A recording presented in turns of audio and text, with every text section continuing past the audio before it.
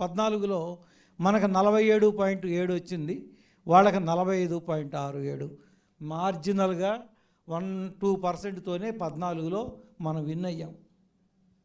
ఆ తర్వాత ఓట్లు చీలిక మూలాన మనకి 23 సీట్లకే వచ్చాం.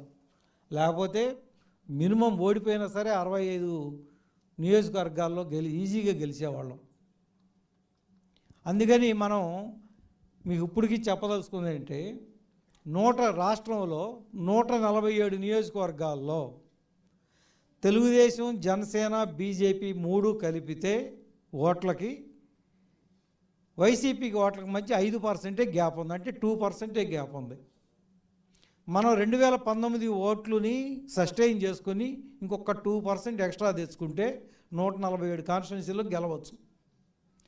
28 కాన్స్టిట్యున్సీలు, ముఖ్యంగా కర్నూలు అండ్ కడప, అక్కడ తెలుగుదేశము, బీజేపీ, జనసేన కలిసినా కూడా వైసీపీకి మనకు వాళ్ళకి మధ్య గ్యాపు 10 లక్షల ఓట్లు తేడా ఉంది.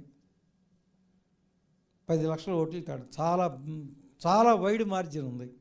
అందుకని మేము ఇక 175 నియోజకవర్గాలని సమానంగా అందుకని మేము బలహీనమైన నియోజకవర్గాలు, బలమైన నియోజకవర్గాలు కొంచెం పక్కన పెట్టండి, అన్నిట్లో సమానంగానే పనిచేయాలి.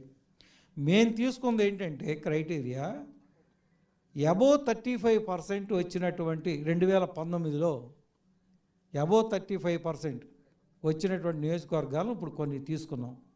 ఇంకా ఈ 30 కాన్స్టిట్యున్సీలు కాకుండా ఇంకా అందరం పనిచేస్తానంటే